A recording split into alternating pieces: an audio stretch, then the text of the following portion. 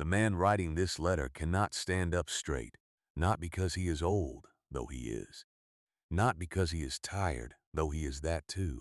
He cannot stand up straight because there is a chain on his wrist, and the other end of that chain is attached to a Roman soldier who has been assigned to watch him die slowly in a rented room in the capital of the world. Outside that room, Rome moves. Merchants push carts over stone streets. Children run between columns. Senators argue in marble halls about the future of an empire. And inside a two-room apartment on the east side of the city, a Jewish tent maker sits with ink-stained fingers and dictates a letter to a small church in a city called Colossae, a city he has never visited, about a problem he understands better than almost anyone alive. The problem is this: how do you actually live with other people? Not the theory, not the theology, not the version you describe when someone asks how your church community is doing, and you say, wonderful, really wonderful, while your jaw is slightly tight. The Tuesday morning version, the version where someone in your household said something cutting at breakfast and you are still carrying it at noon. The version where forgiveness sounds beautiful in a sermon and feels like swallowing glass at home. That is what Paul is writing about, and he is writing about it in chains. Here's what most people miss when they read Colossians chapter 3. They read it as a list, a checklist of Christian virtues to acquire, like items on a shopping list: compassion, kindness, humility, gentleness, patience. They nod. They feel slightly guilty. They move on.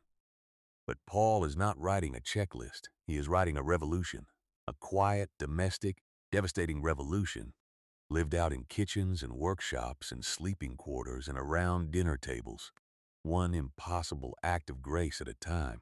And there is one name in this letter, one person whose story, if you understand it, makes everything else in Colossians 3 make sense. Paul mentions this person almost in passing, the way you mention someone whose story is too large to tell quickly. We will get to that name. We will get to that story. But not yet. First, you need to understand the world Paul was writing into. Because if you don't understand that world, the household code in Colossians 3 sounds like a mild religious suggestion. When you understand that world, it sounds like a hand grenade with a very slow fuse. The Greek word for household was oikos, and in the first century, the oikos was not simply a place where people lived together. It was a power structure, a legal institution, a hierarchy so embedded in Roman and Greek culture that the philosopher Aristotle had written an entire treatise defending it 300 years. Before Paul ever picked up a pen, Aristotle's argument in Politics Book 1 was clean and confident. The household is the basic unit of civilization, and it requires a master. One person at the top, the paterfamilias, the father of the family, held legal authority over his wife, his children, and his slaves. Not social authority. Legal authority. In Roman law, the paterfamilias had the right of patria potestas, the power of the father, which included, in its most extreme form, the power of life and death over every person in his household. You need to sit with that for a moment. This was not a metaphor. This was law. Jophus, the Jewish historian writing in the same century as Paul, describes household arrangements among both Jews and Romans that make clear how thoroughly power flowed in one direction in the ancient world, downward from the master to everyone else. Wives had limited legal standing. Children were essentially property until the father chose otherwise. Slaves had no legal personhood at all. They were, in the language of Roman law, instrumentum vocale, speaking tools. This is the world the Colossian church was born into. And the Colossian church, this small, scrappy, spirit-filled gathering of people who believed that a Jewish carpenter had risen from the dead and changed everything. This church met in a house. Specifically, according to Colossians chapter 4, verse 15, it met in the house of a woman named Nympha, which means it met inside the very structure Paul is about to subvert. The revolutionary meeting was held inside the thing it was revolutionizing. Pay attention to this because it matters enormously. Paul does not tell the Colossians to leave the oikos. He does not tell them to dismantle the household structure, to refuse the social forms of their world, to start a commune in the hills. He does something far more dangerous. He takes the existing form, the household code, the Haustafel as German scholars call it, and he fills it with content so explosive that it takes centuries for the full blast to be felt. He tells them to get dressed. The Greek word Paul uses in Colossians 3 verse 12 is ependisath. It is not the casual word for putting on a garment the way you pull on a coat on your way out the door. It is the deliberate, intentional word, the word a soldier uses when he is arming himself before battle. Strap this on, secure this. Do not leave home without this. And what are these garments? 5 of them. Compassion, kindness, humility, gentleness, patience.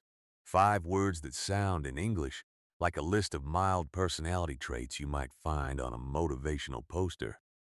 But in Greek, in the first century world, these 5 words were not mild. They were not personality traits at all. They were war gear. The word for kindness, Christos, shares its root with Christos, with Christ. To be kind, in Paul's vocabulary, is not to be pleasant. It is to be Christ-shaped.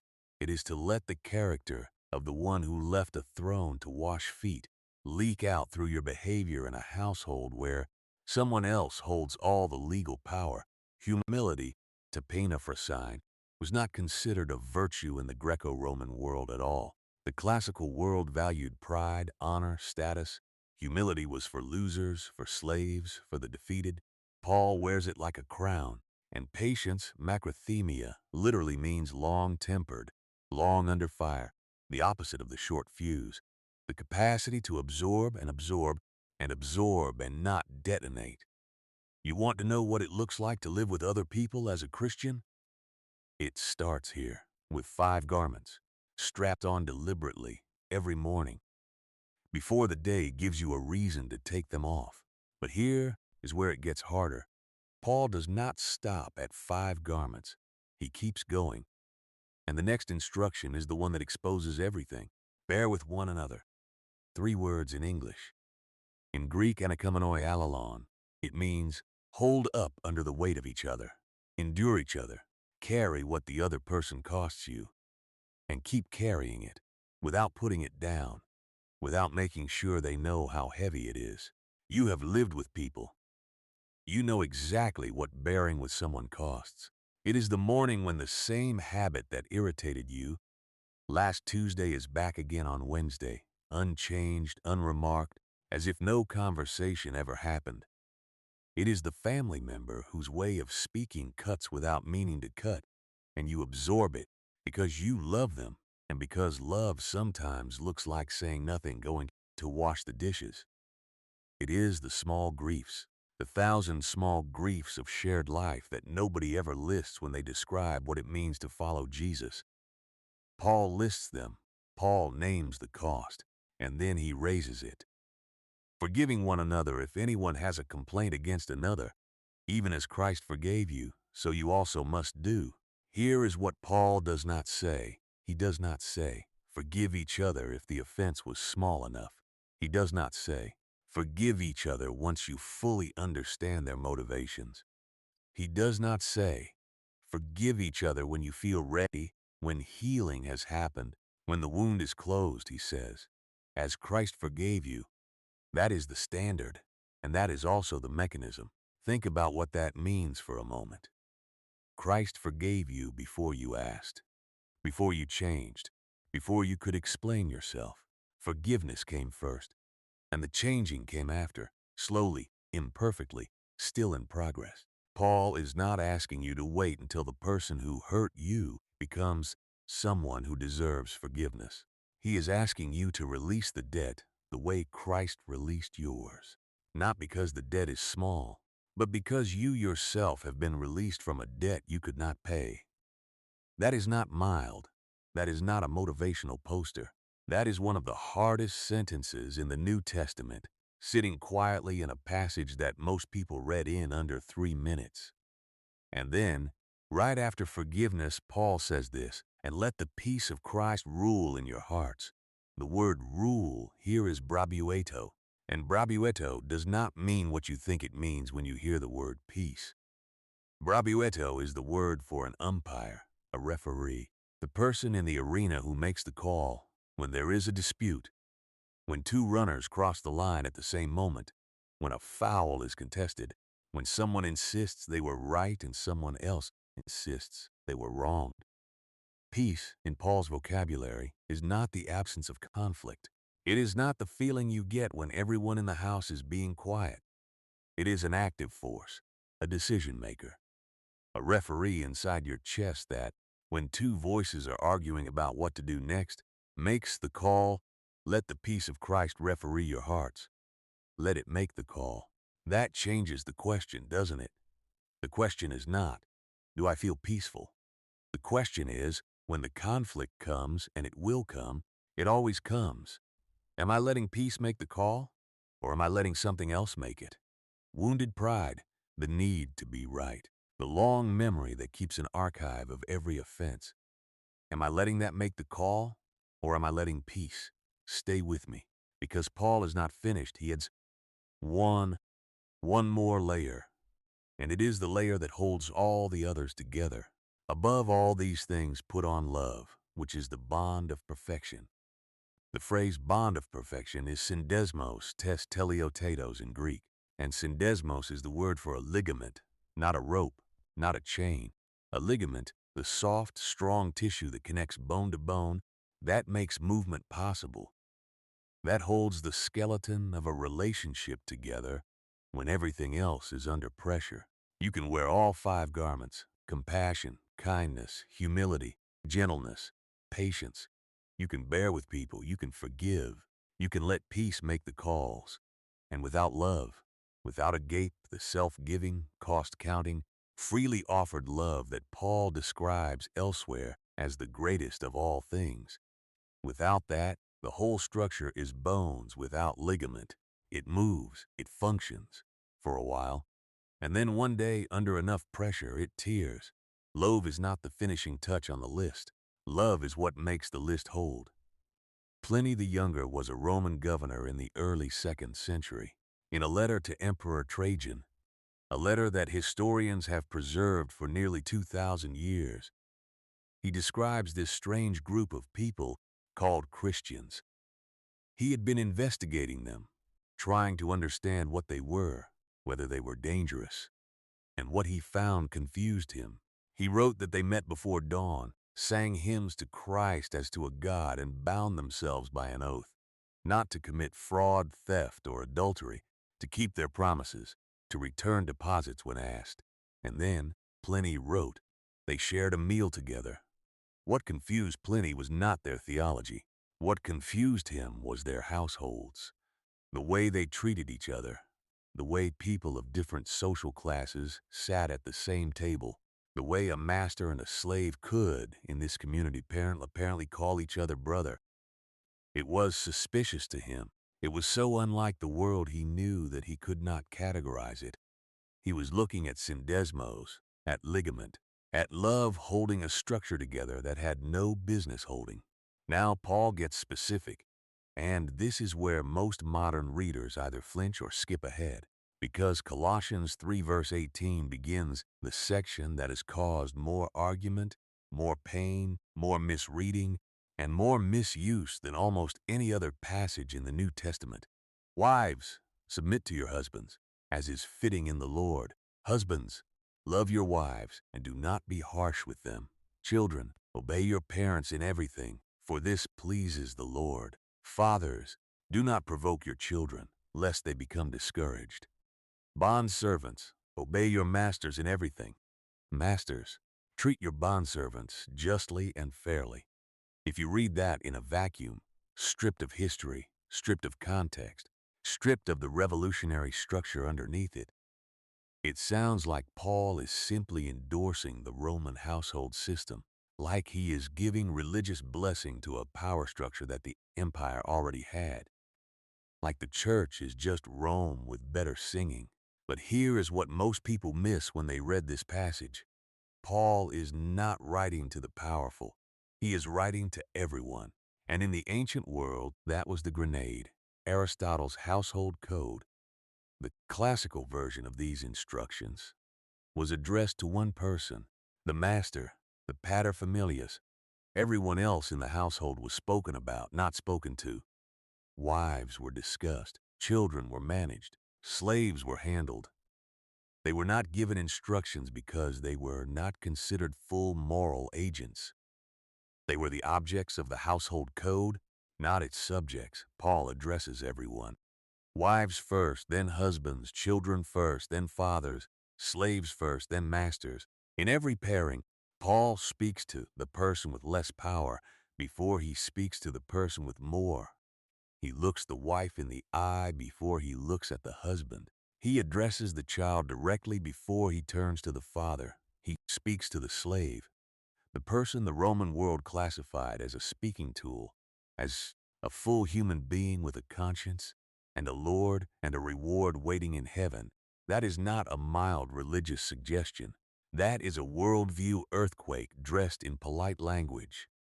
And then Paul does something to the powerful that Aristotle never did. He limits them. Husbands, love your wives. Do not be harsh. The word for harsh, pikraneth, means to make bitter, to embitter, to corrode. Do not corrode her. You have legal power over this woman. Use it like Christ used power, to serve, not to sour others. Do not provoke your children lest they become discouraged. The word is athamosin. Do not break their spirit. You have the right to shape this child. Do not use that right to crush what is growing, masters. Treat your servants justly and fairly. And then the line that must have landed like a stone in still water, knowing that you also have a master in heaven. You have a master. The master has a master. The man at the top of the Roman household pyramid looks up and finds that the pyramid does not end with him. There is someone above him, and that someone is watching, and that someone, unlike the Roman paterfamilias, does not show favoritism. The word fairly here, isoteta in Greek, means equality. Treat them with equality. There is a master in heaven who keeps perfectly equal accounts. Whatever you do to the person beneath you, it is recorded by the one above you. Now watch what happens next. Tychicus carried this letter. Paul mentions him by name in Colossians 4 verse 7. A dear brother, a faithful minister, and a fellow servant in the Lord. This man walked the trade roads of Asia Minor, probably hundreds of miles, carrying a scroll that contained these words. He would have arrived at Nympha's house, this woman who opened her home to the church, and he would have unrolled this letter and begun to read.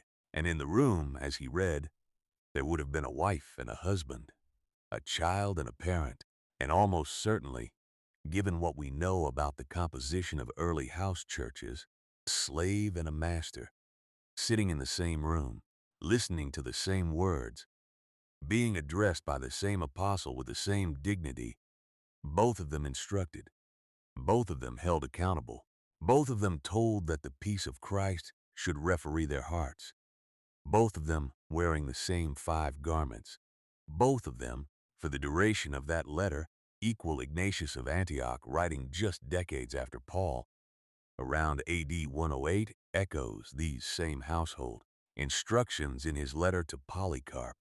He has clearly absorbed them. He has seen them lived out in real communities. He knows what Paul was building, not just a theology of the household, but a practice of the household. A daily, hourly, unglamorous, difficult, beautiful practice of treating every person in your home as someone for whom Christ died. That practice did not come naturally to anyone in that room. It does not come naturally to anyone in any room. That is why Paul calls it clothing you put on, not feelings you wait for, not virtues you inherit. Garments, deliberate daily, strapped on before the day begins. Before we get to the name, and we are getting close, I promise. There is something Paul says in the middle of all this that most readers walk straight past without stopping.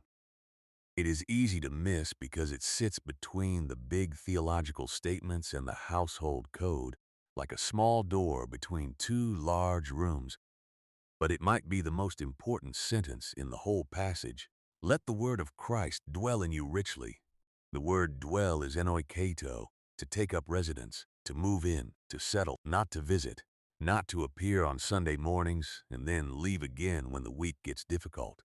To live there, to be the resident, not the guest. And not just dwell richly, plusios abundantly, the way a river fills a valley after long rain, the way a house smells of food when someone who loves cooking lives there. The word of Christ is supposed to so thoroughly inhabit you that it changes the atmosphere of every room you walk into. Paul then connects this directly to community, teaching and admonishing one another in all wisdom, singing psalms and hymns and spiritual songs, with thankfulness in your hearts to God. You notice that Paul does not say, let the pastor teach you. He says, teach one another, admonish one another. The wisdom is communal. The correction is mutual. In the household of God, everyone is both student and teacher, both encouraged and encourager. The word does not flow from the top down only. It flows between people, around a table, in a home, between a slave and a master who are, in this moment, simply two people who have been forgiven more than they can calculate. And then the word that comes back again and again through all of Colossians 3 like a thread woven through a garment: gratitude, thankfulness. Eucharistia, 3 times in 3 verses, Paul comes back to it. With thankfulness in your hearts to God, do everything in the name of the Lord Jesus, giving thanks to God the Father through him. He cannot seem to leave it alone, and that is because gratitude is not, in Paul's theology, an emotion you feel when things are going well. Gratitude is the orientation of a person who understands what they have been given. It is the posture of someone who was on one road and is now on another, and has not forgotten what the first road was like. If you have forgotten on the debt that was canceled, you will have no patience for the debts of others. If you have forgotten the garments that were given to you, the righteousness you are wearing that is not your own, you will resent being asked to dress in compassion and kindness and humility. But if you remember, if the word of Christ is dwelling in you richly enough that you cannot forget, then the garments make sense. Then bearing with someone costs something, but you know exactly what your bearing was worth to Christ. Gratitude is not a feeling. Gratitude is what keeps the household code from collapsing into resentment. If you are finding this helpful, if this is opening up Colossians in a new way for you, please consider subscribing and hitting the bell so you don't miss the rest of this series. We are going deep into Paul's letters, one passage at a time, and there is so much more to come. It genuinely means a great deal that you are here. Now, the name, we have been building to this. I planted it at the beginning. One name that Paul mentions almost in passing. One story that makes everything else in Colossians 3 make sense. You have been patient. Here it is, at the end of Colossians chapter 4, verse 9. Paul mentions that Tychicus, the letter carrier, is traveling with someone, a companion. He describes this companion as a faithful and dear brother who is one of you. The companion's name is Onesimus, and if anyone in that room in Nympa's house had connections to the city of Colossae, if anyone knew its households, its people, its stories, they would have gone very quiet when Tychicus read that name. Before we go there, and we are going there right now, let me ask you something. Has this opened up Colossians in a way you hadn't seen before? Drop a comment below and tell me which of these garments you find hardest to wear. I read every comment. I want to know, and this is where it gets remarkable. Onesimus was a slave, not a metaphorical slave, not someone in difficult circumstances. A legal, property classified, Roman law defined slave who belonged to a man named Philemon, a wealthy believer, a leader in the early church, a man whose home was large enough to host a congregation. Philemon lived near Colossae. He was by all accounts a good man, a Christian man, a man who wore the garments Paul describes, a man who probably nodded when someone read aloud that masters should treat their servants justly and fairly, and then Onesimus ran. We do not know exactly why. The letter Paul wrote to Philemon, tucked alongside the letter to the Colossians, carried by the same Tychicus, arriving at the same house, does not tell us the full story. Perhaps Onesimus had wronged Philemon in some way. Paul hints at this. If he has wronged you at all, or owes you anything, charge that to my account. Perhaps he had stolen something. Perhaps he had simply run because running was the only freedom available to him. What we know is this: he ran. And somehow, in one of the most unlikely trajectories in the ancient world, he ended up in Rome, in a rented apartment, in the company of a chained Jewish tent maker who was under house arrest and still somehow changing the world one letter at a time. Paul led Onesimus to faith. He says it plainly in the letter to Philemon, I appeal to you for my child Onesimus, whose father I have become in my imprisonment. The man who ran from a Christian household met Christ in a prison apartment. And then Paul did something remarkable. He sent him back, not as a runaway, not as a problem to be managed, not as property being returned to its owner. Paul sends Onesimus back with a letter that uses every ounce of apostolic authority and personal affection Paul has accumulated over decades of ministry, and uses it not to command but to appeal. I prefer to do nothing without your consent, Paul writes to Philemon, in order that your goodness might not be by compulsion, but of your own accord. Paul could have ordered Philemon to free Onesimus. He admits this himself. Though I am bold enough in Christ to command you to do what is required, yet for love's sake I prefer to appeal. Think about what Paul is doing. He is applying the household code to itself. He is letting peace referee. He is asking Philemon, this man with legal power over another human being, to choose love over law, to act not because he must, but because he understands what Christ has done, and, understanding it, he cannot do anything less. The name Onesimus means useful. It is almost certainly not his birth name. Slaves in the Roman world were typically given functional names by their owners. You are useful. That is who you are to me. That is what you are for. Paul plays on this in the letter with what sounds almost like a gentle joke that carries an earthquake inside it. Formerly he was useless to you, but now he is indeed useful to you and to me. He has become what his name says, not because of what Philemon named him, because of what Christ made him. And here is what the scholars have noticed. What makes this story reach across 20 centuries and close its hand around your throat. Ignatius of Antioch, writing around AD 108, just decades after Paul, writes a letter to the church at Ephesus. In that letter, he praises their bishop. He mentions this bishop by name. He even makes the same wordplay Paul made, commending this leader for being genuinely, truly, in every sense of the word, useful. The bishop's name is Onesimus. We cannot prove with absolute certainty that this is the same man. Historians are careful, but the wordplay is too precise, the geography is too close, the timeline works, and the story is too good, too God-shaped to be coincidence. The slave who ran, the man whose name meant useful, but who had never been treated as anything more than a tool. He sat across from Paul in a Roman prison cell and heard that there was a master who had paid the debt for every running, every stealing, every failure, every wound, paid it in full, and something changed in him, and he went back, and he sat at a table with the man who had owned him, and they were, in Christ, brothers. That is what the household code looks like when it reaches its full temperature. That is what it means to let the peace of Christ referee. That is what syndesmos, ligament, does when it holds. So what do you do with all of this? Paul is still in his rented room. The chain is still on his wrist. Tychicus has long since left, walking the trade roads east with 2 letters rolled tight and tucked under his arm, one for a church, one for a man who is about to have the most uncomfortable and most grace-filled conversation of his life.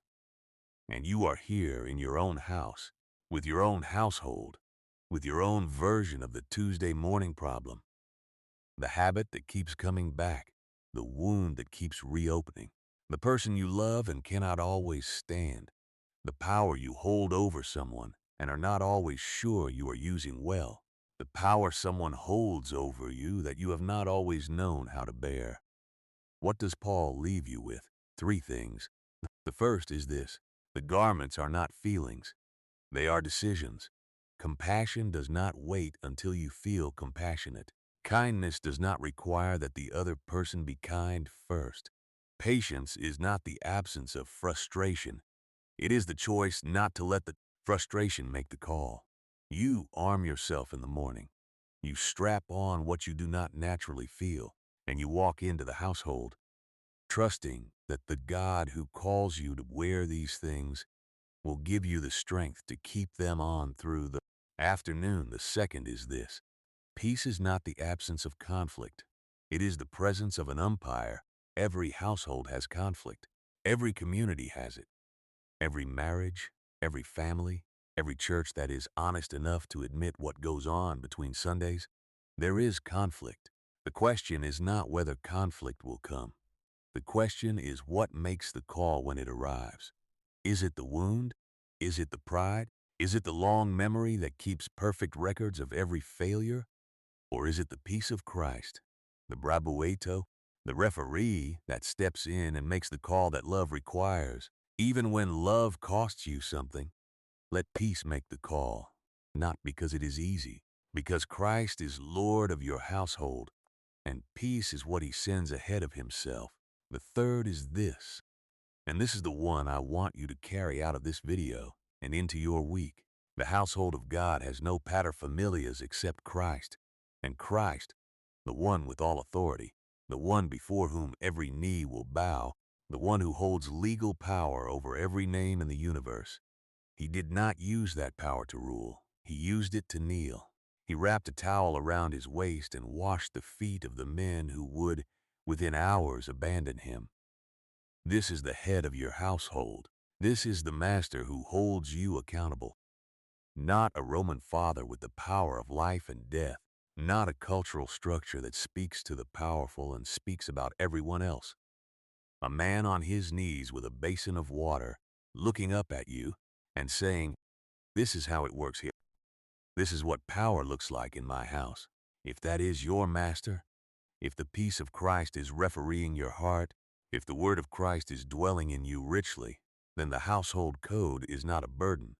It is an invitation to live right now in the house of God, the way Onesimus and Philemon eventually had to learn to live, not as owner and property, not as master and servant, but as two people who have been forgiven everything, sitting at the same table, eating the same bread, calling the same man Lord. Go back to Paul's room, the chain, the soldier, the ink-stained fingers. The man who wrote about forgiveness had a place where he had everything to forgive and nothing to prove. Who wrote about peace from a place that had no peace in it. Who wrote about the household of God while he was a prisoner in the household of Caesar. He wrote it anyway. He believed it anyway. He lived it as much as chains and a 2-room apartment would allow anyway. And 20 centuries later, you are reading his mail, and the mail still works.